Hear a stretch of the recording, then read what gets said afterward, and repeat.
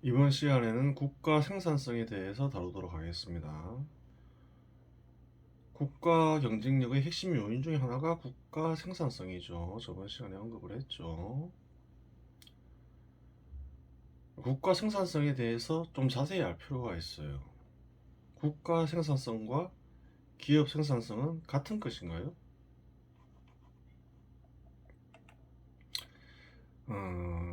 다르겠죠. 다르니까 언급하겠죠. 국가 생산성은 현실에 실제로 존재하는 거예요. 국가 생산성은 어떻게 할 수가 있다 했죠? 1인당 국민 총소득이나 1인당 국내 총생산으로 알 수 있죠. 그래요. 선진국은 경제가 발전한 나라는 보통 1인당 국민 총생산이나 1인당 국내 총 어, 국민 총소득이나 1인당 국내 총생산이 크죠. 그런 나라에 가면 어떤가요? 물가가 비싸죠. 뭐 교통비건 그 국가에서 파는 상품은 비싸요. 반면에 국가 생산성이 낮은 곳에 가면 어떤가요? 대체로 싸죠. 상품이건 서비스건 대체로 싸요. 왜 그런가요? 똑같은 서비스를 받아도 마찬가지죠. 혹은 뭐 똑같은 상품을 동일한 종류의 상품을 사도 마찬가지죠. 그래요. 국가 생산성 때문에 그런 거예요. 또 다른 예로 한국에 농사를 짓는 이가 있어요. 또 뭐 예를 들어서 중국이나 태국에 농사 짓는 이가 있어요. 수확량은 큰 차이가 없어요. 근데 월급은 어떨까요? 한국에서는 그래도 한 달에 한 3, 400만 원을 벌겠지만 똑같은 수확량 혹은 그 이상의 수확량을 거두더라도 후진국이라기보다는 국가 생산성이 낮은 곳에서 일하는 농부는 100만 원도 못 받죠. 그래요. 그게 왜 그런가요? 국가 생산성 때문에 그런 거예요. 그럼 국가 생산성이란 거는 왜 생길까요?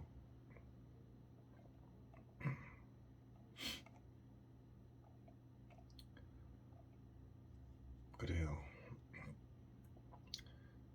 수입 없이 살 수 없기 때문에 그런 거예요.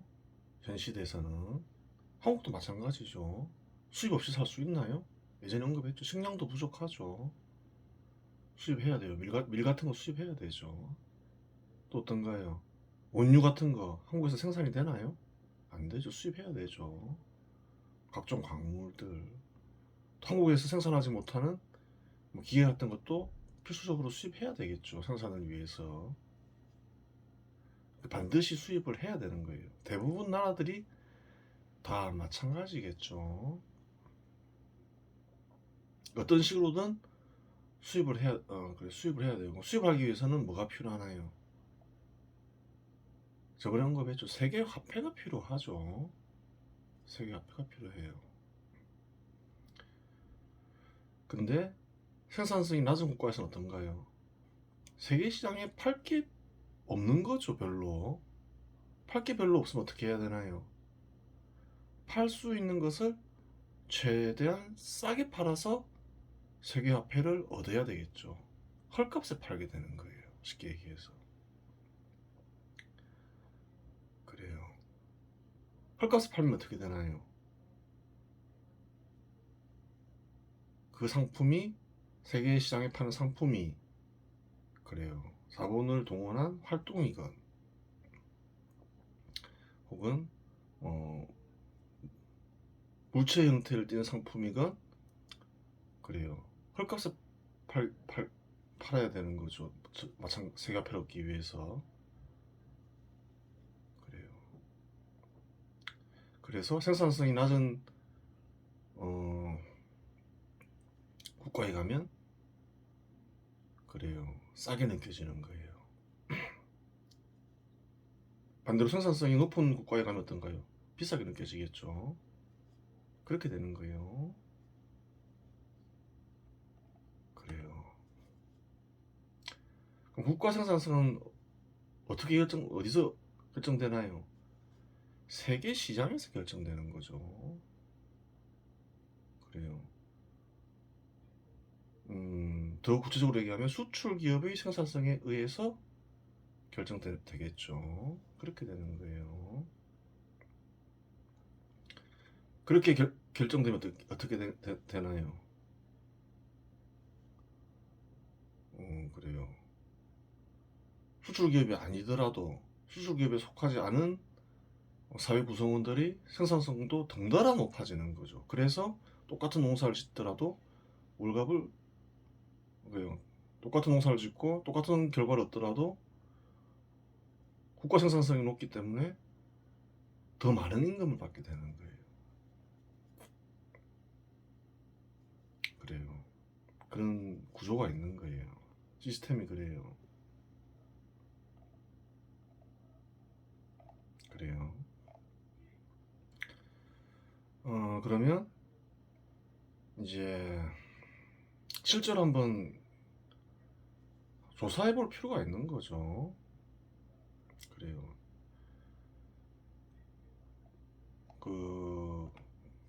그래요.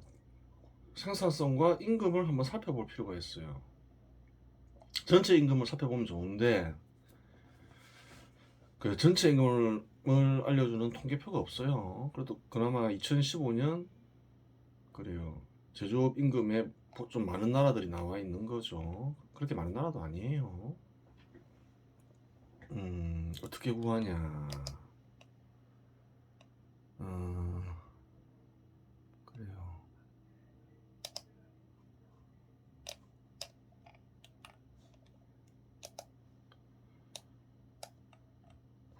생산성과 임금을 알려고 하면 일단 뭘 알아야 될까요? 이 국내 총생산이죠. 단위는 10억불이에요. 국내 총생산을 알아야 되겠죠. 그 다음에 또 알 수 있는 게 뭔가요? 1인당 국내 총생산을 알 수 있죠. 근데 그거는 쓸 수가 없죠. 그래요. 임금과 비교하기 위해서는 경제 활동 인구만 나야 되는 거예요. 전체 인구로 나누면 안 되겠죠. 활동 인구가 얼마나 가져간 경제 활동에 참여한 사람이 얼마를 얻느냐를 파악해야 되겠죠. 그래서 경제 활동 인구로 그래 국내 총생산의 경제 활동 인구를 나눠야 되는 거예요. 그래요. 그러면 활동 인구 1인당 국내 총생산이 나오겠죠. 한국은 53,900불 가까이 돼요. 여기에다가 나누기 12를 해야 되겠죠. 그러면 4,497달러가 되죠. 명목 월 평균 임금은 나와 있어요. 3,155달러. 그래요. 이렇게 구하는 거예요. 다른 나라도 이렇게 구할 수 있겠죠. 이런 방식으로 구할 수가 있어요. 그래서 그래요. 이런 표를 얻을 수가 있어요. 활동 인구 1인당 경제 활동 인구로 얘기하는 거죠. 국내 총생산 한 달에 한국은 4,497달러, 명목 월 평균 임금은 3,155달러다. 다른 나라도 이렇게 쭉 나오죠. 그래요. 한국의 생산성은 어떨까요? 높은 편일까요? 낮은 편일까요? 괜찮은 편이에요. 4,497달러 한 달에. 한국보다 낮은 나라 많죠. 아르메니아 673달러, 캄보디아 173달러, 형편없죠. 홍콩은 높죠. 6,600달러. 그래요. 인도네시아 581달러, 이스라엘도 높죠. 6,500달러 가까이 되죠. 일본도 높아요. 물론 2015년 기준이니까 바뀌었을 수는 있겠지만 5,500달러 가까이 되죠. 카타르 어떤가요? 7,200달러, 아주 높죠. 대부분 나라이 낮죠. 한국보다. 카자흐스탄, 말레이시아, 몽골도 806달러밖에 안 되죠. 파키스탄. 그래요. 사우디아라비아는 한국하고 비슷하죠. 4,482달러. 그래요. 스리랑카, 태국, 터키, 베트남 다 낮죠. 베트남 299달러 2015년에. 미국 같은 건 없겠죠. 9,673달러, 한국이 2배 이상 되죠. 브라질 1,500달러, 도미니카 공화국 1,300달러 뭐 이렇게 돼요. 상위권에 있어요, 한국. 1인당 국내 총생산비 보면 그렇다는 거죠. 근데 명목 월 평균 임금은 어떨까요? 그래요. 3,155달러 되죠. 다른 나라 어떨까요? 대부분 한국보다 낫죠. 이스라엘 어떤가요? 한국보다 낫죠. 2015년에 보면 1인당 국내 총생산은 어떤가요? 활동인구 1인당 국내 총생산은 6,500달러로 한국보다 높죠. 근데 명목 월 평균 임금은 한국보다 낮죠. 한국 명목 월 평균 임금이 낮은 게 아니에요. 일본도 어떤가요? 2,427달러. 2015년에 한국이 더 높죠. 낮은 게 아니에요. 카타르 어떤가요? 카타르 2,700달러. 활동인구 1인당 국내 총생산은 7,229달러죠. 낮은 게 아니에요, 한국이. 미국 어떤가요? 4,250달러죠. 한국보다 아주 높지는 않죠. 1인당 활동인구 1인당 국내 총생산이 9,673달러죠. 2배 이상이죠. 그래요. 명목 월 평균 임금이 자체도 낮은 게 아니지만 생산성과 비교해 볼 때 아주 높은 거죠. 한국은. 한국보다 높은 나라가 거의 없죠. 별로 없어요. 일본이나 이스라엘도 한국보다 낮아요. 생산성은 더 높지만 그래요. 낮지 않아요.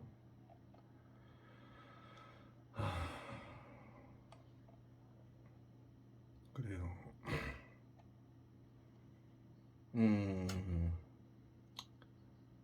오스트리아가 7,200달러죠. 근데 임금은 3,697달러죠. 그래요. 한국보다 50% 이상 많은데 임금은 50% 이상 더 크지 않죠. 조금 더 높죠. 한 10% 정도 더 높죠. 벨기에도 마찬가지죠. 그래요. 한국이 낮진 않아요.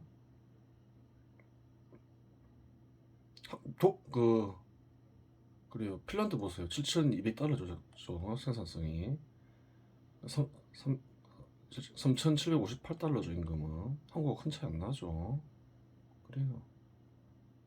한국의 2015년 임금 수준은 생산성이 7,000달러 정도 되는 거예요. 근데 실제로는 4,497달러죠. 그래요. 그렇게 되는 거죠. 투자할까요, 투자 안 할까요? 기업 입장에서. 안 할라 하겠죠. 생산성이 낮진 않죠. 왜 안 할라 해요? 남는 게 없으니까 그런 거죠. 그래요. 영국 어떤가요? 생산성이 훨씬 높아요. 8,000달러예요. 근데 7,400달러죠. 근데 임금은 3,942달러죠. 스웨덴 어떤가요? 8,000달러죠. 임금은 4,100달러예요. 그래, 그렇게 되는 거예요.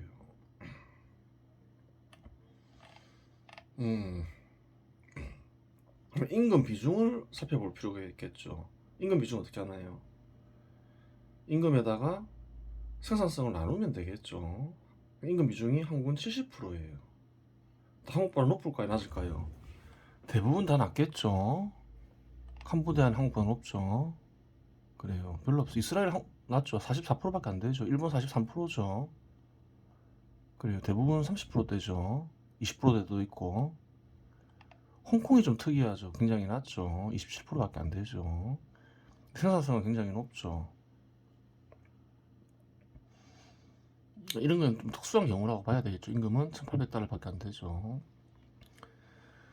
이런 건 왜 그럴까요? 중국과 홍콩은 같은 한 나라죠. 어쨌든 간에 뭐 체제는 다르다고 하는데 중국 노동 근로자가 그래요. 홍콩에서 일할 수 있잖아요. 그 영향으로 볼 수 있는데 확인은 해봐야 되겠죠. 중국은 그래요. 홍콩과 달리 생산성이 낮죠. 아주 낮죠. 임금도 싸죠. 대체로 보면 어떨까요? 생산성이 높으면 임금이 높고 생산성이 낮으면 임금이 낮겠죠. 한국 빼고. 대체로 그게 맞겠죠. 확인해 보세요. 그렇게 되는 거예요. 그러면 임금 비중이 70%면 그래요. 아주 이상한 나라들 빼고는 다 70% 이상이 아니죠. 볼까요? 이스라엘 44%, 일본 43%, 그리고 미국 43%, 사우디아라비아 29%, 그래요. 아이슬란드 60%. 한국보다 임금은 많지만 60%도 좀 아주 정상은 아니죠.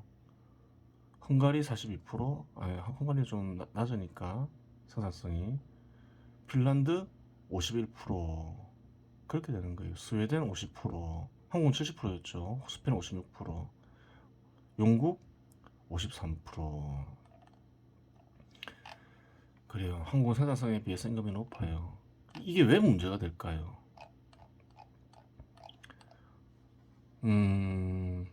사회 전체 소득은 임금에만 사용되는 게 아니죠. 왜 그래요? 사람이 일을 해요. 그럼 소득을 얻죠. 어디에 돈을 써야 되나요? 작업수단을 구매해야 되죠. 사회 전체적으로 봐도 마찬가지죠. 그래야 사회가 유지되는 거죠. 인건비로만 쓸 수가 없는 거예요. 그래요. 작업수단에는 원료도 있고 작업 도구도 있겠죠. 그런 것들이 있는 거예요. 작업 도구는 기계, 연료 이런 것들이 있겠죠. 건물. 그리고 그런 것들을 다 보수하고 또 못 쓰게 되면 구매하고 수리도 하고 그래야 될 거 아니에요. 그런 비용이 있는 거예요. 또 원료도 구매해야 되고 팔고 나면 또 다시 또 원료를 사서 다시 가공해야 될 거 아니에요. 소득은 인건비로만 쓰는 게 아니다. 그래서 이상하다 이렇게 얘기하는 거예요. 임금 비중이 70%나 되면 이상하다 이렇게 되는 거예요. 문제가 있다. 당연히 문제가 있겠죠. 임금을 적게 줘야 된다 그런 뜻이 아니에요. 생산성에 비해서 뭔가 이상하다 이렇게 보는 거죠. 그래요. 이런 이상이 생기면 고치기가 쉬울까요? 쉽지 않을까요? 고치기 쉽지 않죠. 왜 그런가요? 생존 소득성이 높아지는 거예요. 생존 소득성은 예전에 설명했죠. 생존 수단만 있는 게 아니죠. 욕망 충족 수단도 있는 거예요. 이런 것들이 커져 버리면 줄이기가 쉽지가 않다는 거예요. 그래요.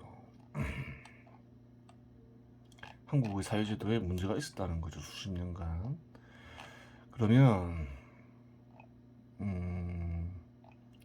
이런 점이 최근에 개선이 됐느냐? 똑같은 방식으로 구해봤어요. 2019년에 생산성은 4,881달러, 명목 월 평균 제조업 임금은 3,400달러, 69%. 2020년에는 4,800달러, 4,843달러, 명목 월 평균 임금은 3,313달러죠. 거의 70% 가까이 되죠. 그래요.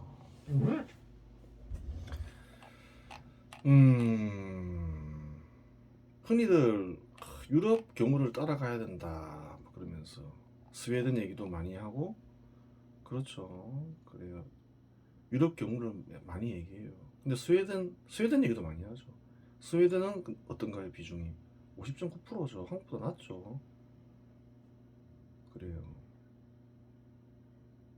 독일도 이상이 있는 거예요. 73%면. 그래요. 그렇게 되는 거예요. 스페인 56%. 유럽 경우는 예를 많이 들잖아요. 또 어떤 근데 스페인 얘기는 잘 안 하죠. 스웨덴 얘기를 많이 하고 핀란드 얘기도 많이 했죠. 핀란드는 몇 프로일까요? 핀란드도 있었죠.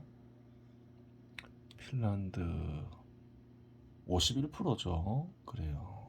좀 알고 얘기를 해야 돼요. 조사를 해보고 그냥 선진국이라고 불리니까 뭐 이런 제도 저런 제도 막 이렇게 얘기할 게 아니라 좀 조사를 해봐야 된다는 거예요. 복지 얘기할 때도 많이 다르죠. 실제 수치가 다른 거죠. 그 사람은 그릇된 관념에 의해서 관념에 집착해서 살아가는 경우가 많죠. 대부분 다 그렇죠. 사람은 자기가 생각하는 관념 속에서 생각을 하고 행동을 하죠. 그런 게 있어요. 집착을 하기도 하고, 섭리나 진리, 진실을 잘 알려고 하지 않죠. 사실은 진리를 알고 진실을 알려고 노력을 해야 돼요. 끊임없이 관찰하면서 확인하는 훈련을 많이 해야 된다는 거예요. 그래야지 올바른 관념을 얻게 된다는 거예요. 관념엔 어떤 게 있을까요? 크게 이념이 있죠. 이념이 있고 또 뭐가 있나요? 잡념이 있는 거예요. 잡념. 이념은 뭔가요? 현 시대에서 이념을 안 좋게 쓰이는 거죠. 이념할 때 이는 진리를 가리키죠. 섭리나 진리의 뜻을 간직하고 있죠. 이자가 이념에서 이자가 그런 뜻을 갖고 있죠. 이념은 뭘까요? 섭리에 입각해서 만들어진 관념, 그렇게 되는 거예요. 그래요. 관념에는 또 어떤 게 있나요? 잡념이죠. 잡념은 뭘까요? 섭리에 입각해서 구성된 관념이 아닌 거죠. 진리가 간직되어 있지 않죠. 잡념에는 뭐가 있을까요? 몽상과 사념이 있다. 그래요. 사념은 뭘까요? 사악한 관념이다. 그 왜 그러냐면 개인이나 혹은 사회 전체에 해를 끼치기 때문이다. 이치가 간직되어 있지 않다. 그렇죠. 예전에 공산주의와 사회주의를 아주 심하게 비판한 적이 있죠. 왜 그런가요? 사념이라서 그런 거예요.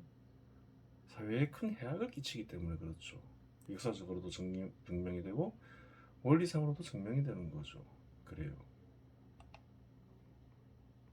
몽상은 뭐 그렇게 뭐 해로운 건 아니죠. 개인 만족을 위해 사는 거니까 그렇게 되는 거예요. 그래요.